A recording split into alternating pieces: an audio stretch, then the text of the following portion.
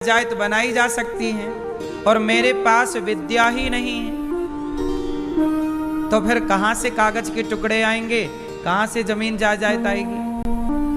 क्यों मैया बात सही है? इसलिए पैसा धन नहीं है, बल्कि ज्ञान ही धन है। इसलिए बच्चों को ज्ञानी बनाओ। क्यों? टैलेंट, योग्यता, काबिलियत, यही ना धन है। अब मेरे से कुछ ना आए, मेरे से कुछ ना आए, तो जब कुछ नहीं आता मेरे से, तो ये पैसा भी कैसे आता मेरे पास? मेरे से कुछ आता है, इसलिए तो मेरे पास पैसा भी आता है।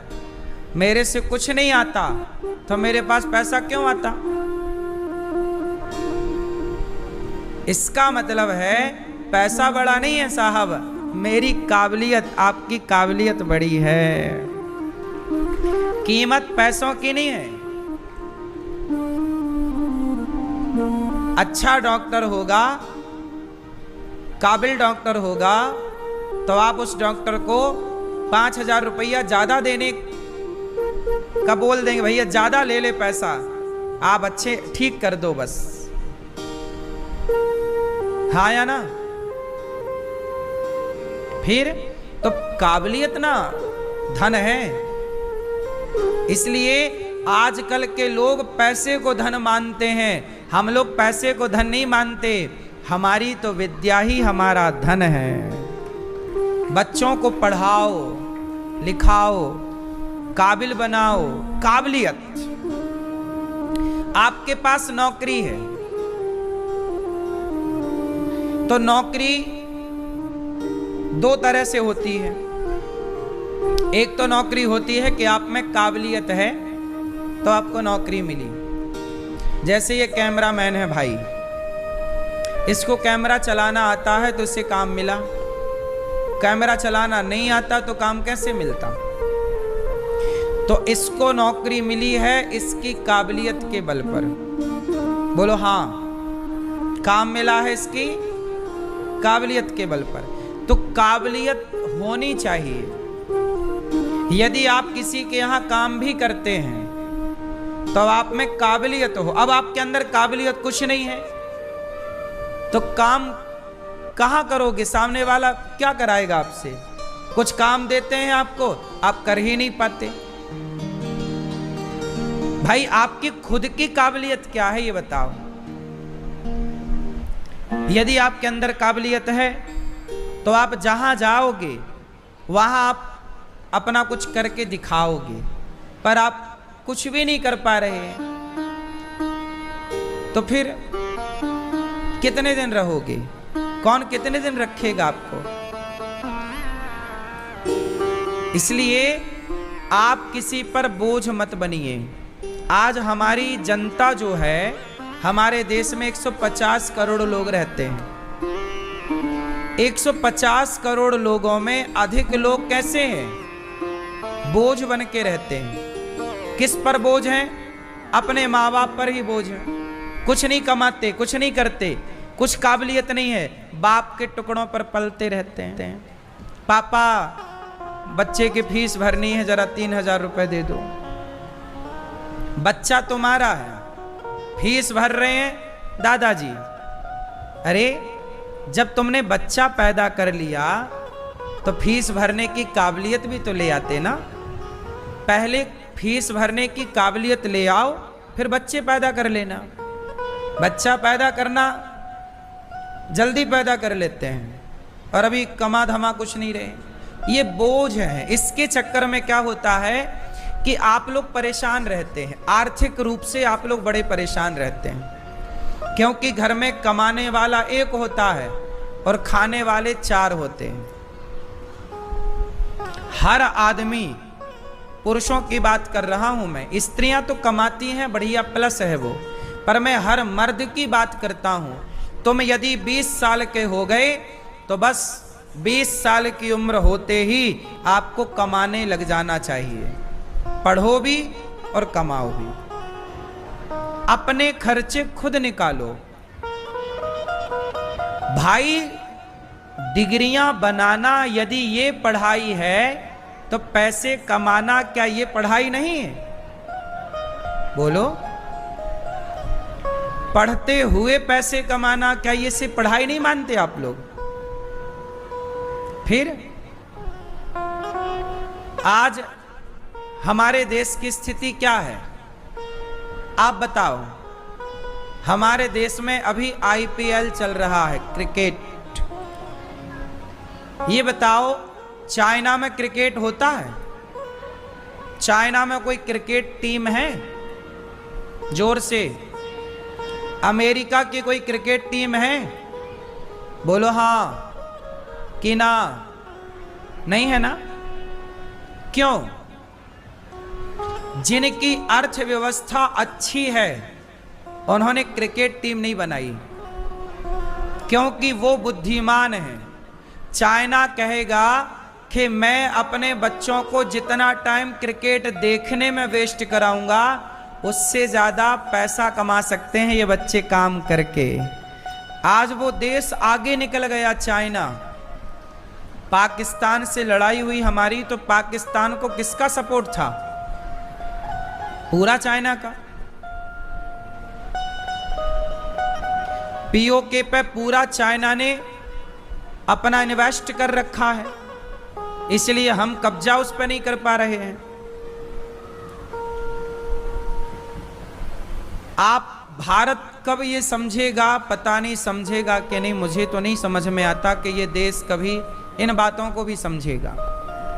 अरे जितना समय आप क्रिकेट देखने में समय लगाते हो, जितना टाइम क्रिकेट देखने में वेस्ट करते हो, इतना समय अपने को काबिल बनाने में लगाओ तो आप बहुत काबिल हो सकते हैं, बहुत पैसा कमा सकते हैं, अपनी अर्थव्यवस्था को मजबूत कर सकते हैं, आपके घर के हालात सुधर सकते हैं, आपकी जरूरतें पूरी हो सकती हैं।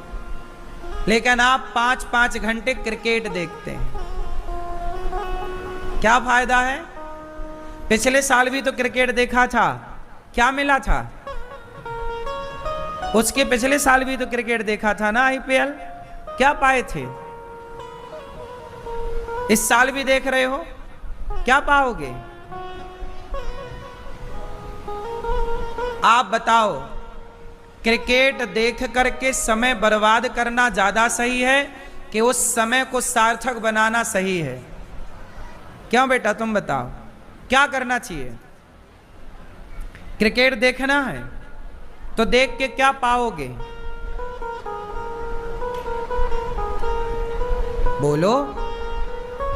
लड़के इसलिए देखते हैं, क्रिकेट खेलना चाहिए। सुनो, क्रिकेट खेलना तो सही है पर क्रिकेट देखना गलत है। बात समझ में आई? क्रिकेट खेलना सही है, खेलने से क्या होगा? शरीर मजबूत होगा, दौड़ भाग होगी, आप स्वस्थ रहेंगे। मैं भी क्रिकेट खेलता हूं, मैं क्रिकेट देखता नहीं। कई साल हो गए, वर्षों 10 साल हो गए मैंने क्रिकेट नहीं देखा। कभी मैंने 2-4 बॉल देखी हो पहले, वो भी भारत और किसी देश का मैच हो तो देख लिया थोड़ा सा। कभी मैं नहीं देखता, पूरा क्रिकेट मैंने कभी नहीं देखा आज तक। मैं आप लोगों की तरह अपना टाइम वेस्ट नहीं करता। मेरे पास समय की कीमत है, मेरा टाइम कीमती है। आपने अपने टाइम को कीमती बनाया ही नहीं। जो व्यक्ति अपने टाइम को कीमती नहीं मानता और नहीं बनाता, टाइम फिर उसे कीमती नहीं बनाता कभी। आपकी कीमत कब होगी? जब आप टाइम की कीमत समझेंगे। आपकी कीमत कभी नहीं होगी, आप टाइम को वेस्ट करते हैं, बर्बाद करते हैं। क्यों? समय जो है ये, इसे कोई पकड़ नहीं सकता ना। क्यों? समय को पकड़ा जा सकता है? समय जा रहा है, बहती हुई धार है, जैसे नदी की धारा बह रही है, ऐसे समय बह रहा है। इस समय को सदुपयोग किया जा सकता है, सार्थक बनाया जा सकता है। मैं कथा सुना रहा हूं, आपके साथ बैठा हूं, मैं अपने समय को सार्थक कर रहा हूं, आपको अच्छी बात सुनाकर, आपको अच्छा ज्ञान देकर, आपको नई राह दिखाकर मैं अपने समय का सार्थक सदुपयोग कर रहा हूं। आप भी अपने समय का सदुपयोग कर रहे। यहां बैठेंगे तो कुछ सीखेंगे, आगे बढ़ने के थॉट प्राप्त होंगे, विचार प्राप्त होंगे। क्रिकेट देखेंगे तो कुछ नहीं मिलना, केवल वो छक्का लगा तो वहां 4 लड़कियां नाचेंगे यूं यूं करके, है ना। कोई आउट हुआ, कौन आउट हुआ उन्हें कोई मतलब नहीं, उन्हें नाचने से मतलब।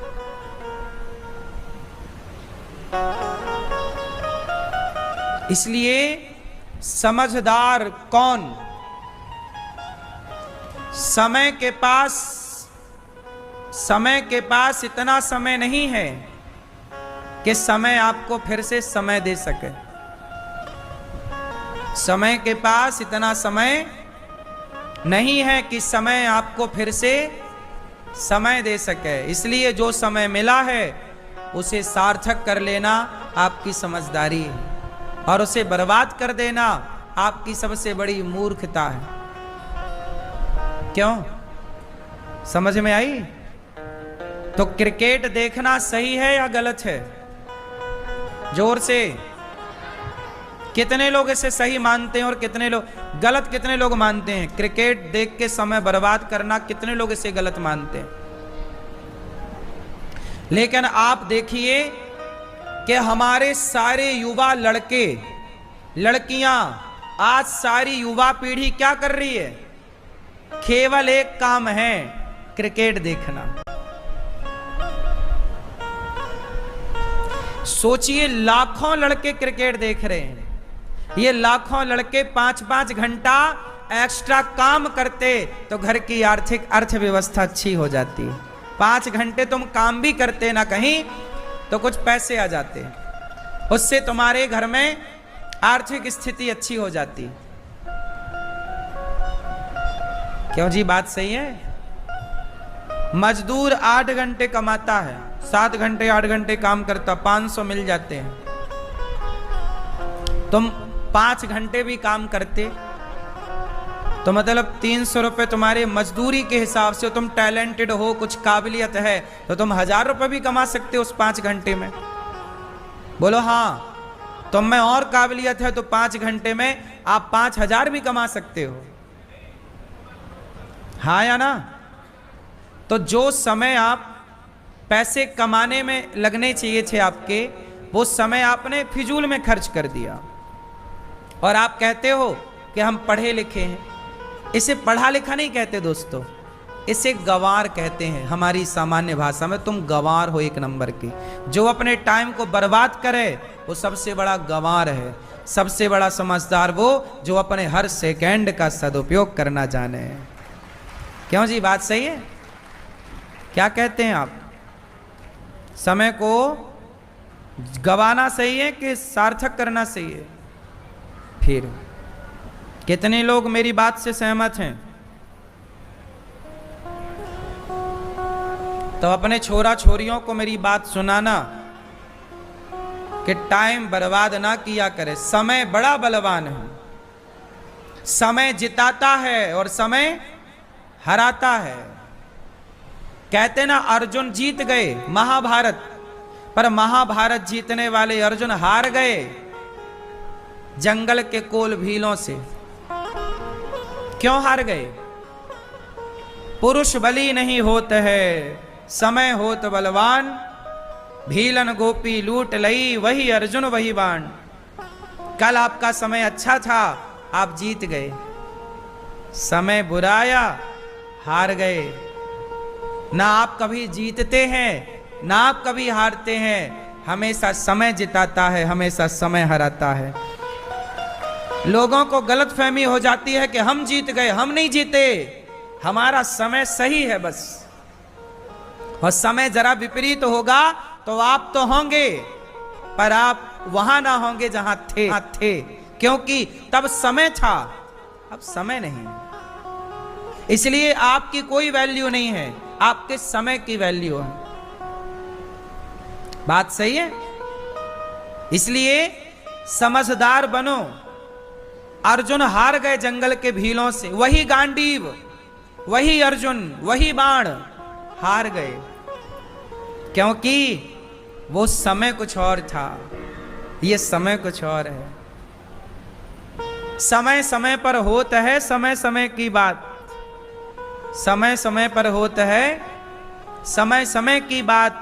राम जन्म का दिन बड़ा और कृष्ण जन्म की रात, ये समय समय की बात है कि कभी का दिन बड़ा होता है, सर्दियों में रात बड़ी होती है, तो गर्मियों में दिन बड़ा होता है। क्यों मेरी मां?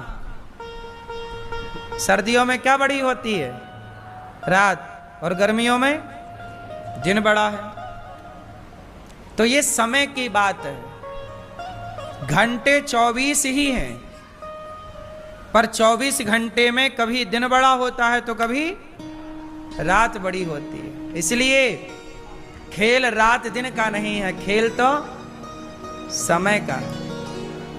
वही रात रोज होती है, वही दिन रोज होता है, पर कोई समय उसे बड़ा बना देता है तो कोई समय उसे, फिर खेल किसका है? इसलिए समय को समझो, टाइमिंग को समझो। आप एग्जाम देने जाते हैं मेरे भाई बहन, एग्जाम जब बैठते हो आप टेबल पर तो 3 घंटे होते हैं ओनली।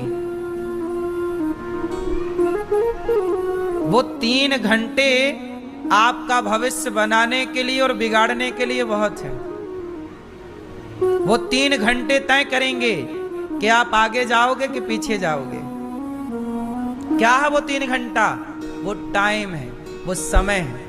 आपका समय शुरू होता है अब, ये स्टार्ट हो गया, अब कहते ही 1 सेकंड चला गया, कलम पकड़ते ही दूसरा सेकंड चला गया, कागज तक हाथ ले जाते ही 4 सेकंड चले गए। आपका समय शुरू हुआ नहीं, खत्म होना स्टार्ट हो गया। इस 3 घंटे में आपको कुछ दिखाना पड़ता है करके। क्यों जी, बात सही है? और आप लोग 5-5 घंटा क्रिकेट में बर्बाद करते हैं, और खेल 3 घंटे का है। आपके एग्जाम कितने घंटे के होते हैं? बोलो। हर एग्जाम आखिरी में टाइम और कम हो जाता है, 2 घंटे के, 1-1 घंटा आखिरी में जब आप फाइनल पर पहुंच जाओगे, कोई एग्जाम देने जाओगे, अपना क्लियर करने जाओगे, तो फिर आपके पास 1 घंटा बचेगा मात्र, 60 सेकंड, 60 मिनट। टाइम कम टाइम पे ज्यादा। कौन बनेगा करोड़पति में क्या होता है? टिक टिक चलता, वो टाइम चलता है। उस टाइम पे आंसर दे पाए तो आप पास, वरना आउट। खेल क्रिकेट तुम देखते हो, आओ तुम्हें हम क्रिकेट समझाएं। क्रिकेट किसका होता है? खेल टाइमिंग का है। बॉल आई, टाइमिंग पे बैट चलाना है, टाइमिंग से जरा मिस हो गई, सीधे स्टंप पे जाके घुस जाती है, आउट। बॉल एक टाइमिंग पे मारना पड़ता है ना बैट से, बैट्समैन टाइमिंग। खेल किसका? क्रिकेट में टाइमिंग से बॉल पे पड़ गया तो छक्का चला गया, टाइमिंग से नहीं पड़ पाई तो कैच उठ गया, आउट। खेल किसका है? हर जगह खेल टाइम का है। बस इतनी सी बात तुम्हारी समझ में आ जाए, बस। बात सही है? सच्चिदानंद रूपाय विश्वोत्पत्त्यादि हेतवे तापत्रय विनाशाय श्री कृष्णाय वयं नुमः। सच्चित आनंद भगवान सच्चिदानंद स्वरूप हैं, विश्व की उत्पत्ति पालन संहार करने वाले। ऐसे भगवान को हम नमस्कार करते हैं। अब देखो, ये कथा है भागवत जी की। सुखदेव जी का जन्म हुआ, जन्म लेते ही सुखदेव जी चल पड़े। देखो टाइमिंग देखिए, सुखदेव जी का जन्म हुआ और जन्म लेते ही चलरेति तन्मयतया तरवोभिनेदुस। पुत्र रुको रुको रुको रुको रुको। क्या हुआ पिताजी? अरे बेटा, तुम पैदा हुए हो, वो कहां भाग गए? रुको,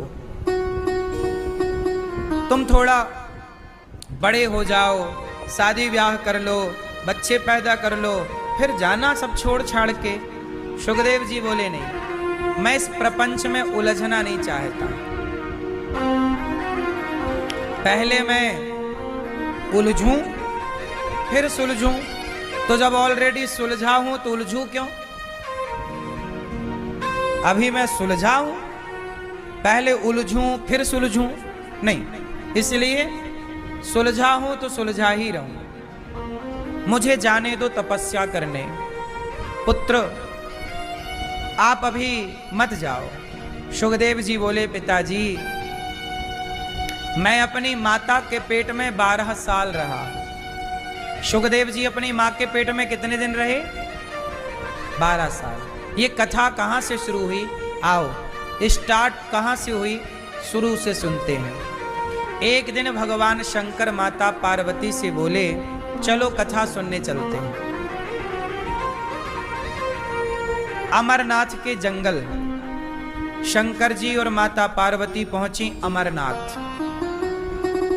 अमरनाथ की यात्रा होती है ना, वहीं अमरनाथ में जहां अमरनाथ भगवान शंकर जी विराजते हैं आज भी, वहीं पर शंकर जी बैठे और माता पार्वती बैठी। शंकर जी कथा सुनाने लग गए, पर शंकर जी ध्यान में कथा सुना रहे, आंखें बंद करके। पार्वती जी से बोले कि आप हुंका देती जाना, हमें यह पता लगना चाहिए कि आप जाग रही हो कि सो रही हो। पार्वती जी हुंका देती गई। पार्वती जी को नींद आ गई, माता जी सो गईं। बगल में एक तोता था, तोता मिट्ठू। उस तोते ने शंकर जी से सारी कथा सुनी, पर माता पार्वती को नींद आ गई। तो तोते ने कहा कि शंकर जी अब कथा सुनाना बंद कर देंगे, क्योंकि माता जी ने हुंका देना बंद कर दिया। तो तोता ने अपनी भाषा में हुंका देना स्टार्ट कर दिया। हुंका समझते हो? एक राजा था, एक रानी थी। तो हुंका देते गए सुखदेव जी। जब पूरी कथा हो गई तो शंकर जी ने डमरू बजाई, जयकारा लगाई, बोलिए कृष्ण कन्हैया लाल की। तो माता पार्वती की नींद खुल गई। माता जी ने कहा, भोलेनाथ आगे क्या हुआ? शंकर जी बोले, कथा तो पूरी हो गई। आप कहाँ थी? मैं सो गई थी। शंकर जी बोले, आप सो गई थी तो कथा किसने सुनी? हुंका तो बराबर मिला। तब शंकर जी ने अगल बगल झांका तो तोता नजर आ गया, छोटा सुख। शंकर जी ने त्रिशूल निकाला और सुखदेव जी को मारने दौड़े शंकर जी। वो उड़ता उड़ता बद्रीनाथ आ गया। अमरनाथ से बद्रीनाथ आ गया। सरस्वती नदी के किनारे वेद व्यास जी की पत्नी अपने बाल सुलझा रही थी धूप में। उनको जमहाई आ गई। जमहाई आई तो उनका मुंह खुला, तो मुख के द्वार से वह तोता गर्भ में जाके प्रवेश कर गया। शंकर जी आए, देवी हमारा चोर यहाँ आया है, आप कृपया उसे हमारे हवाले कर दें। व्यास जी की पत्नी बोली कि शंकर जी आपकी चोरी हो गई। क्या चोरी हो गई आपकी? आपके पास तो कुछ है ही नहीं। तब शंकर जी ने कहा कि हमारे पास है भगवान की कथा और हमारा वही धन है। पायो जी मैंने राम रतन धन। हम भक्तों के पास तो भगवान के नाम के अतिरिक्त, कथा के अतिरिक्त कोई धन दूसरा है ही नहीं। शंकर जी बोले, हमारा धन चुरा लिया, कथा पीछे से सुन ली। कौन सी कथा? बोले अमर कथा। व्यास जी की पत्नी बोली, हे भोलेनाथ आप कितने भोले, आप कितने भोले हैं। जब तोते ने अमर कथा सुन ही ली तो वो मरेगा कैसे? और आप मार डालोगे तो अमर कथा की फिर महिमा नष्ट ना हो जाएगी कि भाई देखो अमर कथा सुनी पर मर गए। शंकर जी चुपचाप वापस कैलाश चले गए। वो तोता अपनी माँ के पेट में कथा सुना शंकर जी से, और 12 साल तक माँ के पेट में शंकर जी से सुनी हुई कथा का चिंतन करता रहा। भगवान का चिंतन। कथा किसकी सुनी? भगवान की। तो भगवान का चिंतन करते करते 12 साल में वह तोता भगवान के जैसा हो गया। आप जिसका चिंतन करते हैं आप वैसे हो जाते हैं, आप वैसे ही दिखते हैं जिसका आप चिंतन करते हैं। फिर क्या हुआ, 12 साल बाद व्यास जी ने अपने पुत्र से कहा, बेटा बाहर निकल आओ, तुम्हारी माँ को बड़ी पीड़ा हो रही है। सुखदेव जी बोले, बाहर आऊंगा तो भगवान की माया बड़ी प्रबल है, पकड़ लेगी। तब बाहर नहीं आए। तब भगवान नारायण ने आकर कहा कि सुखदेव बाहर आओ, मेरी माया तुम्हें कभी नहीं पकड़ेगी। तब सुखदेव जी 12 साल बाद बाहर मां के गर्भ से आए और सीधा तपस्या करने चले गए। तब पिता रोक रहे हैं कि बेटा शादी ब्याह कर लो। बोले नहीं, ये माया बड़ी प्रबल है। आप लोग एक बार उलझते हैं ना तो उलझते ही चले जाते हैं, सुलझते नहीं हैं। जबकि सिस्टम क्या है, उलझना और फिर सुलझना। आप शादी ब्याह करो, बच्चे पैदा करो, बच्चों का ब्याह कर दो, फिर बच्चों से मन हटाओ, आप सुलझ गए। मन भगवान में लगाओ, आप सुलझ गए। लेकिन आपके बेटा बेटी का ब्याह हो जाने के बाद भी आपका मन घर गृहस्थी में लगा रहता है, आप और उलझते चले जाते हैं।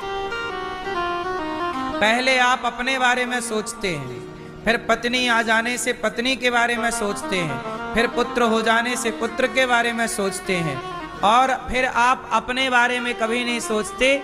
सारी जिंदगी बेटा बेटी के बारे में सोचते सोचते मर जाते हैं। कभी अपने बारे में तो सोच लो। क्यों मेरी माँ, आज आप लोग किसके बारे में सोचते हैं?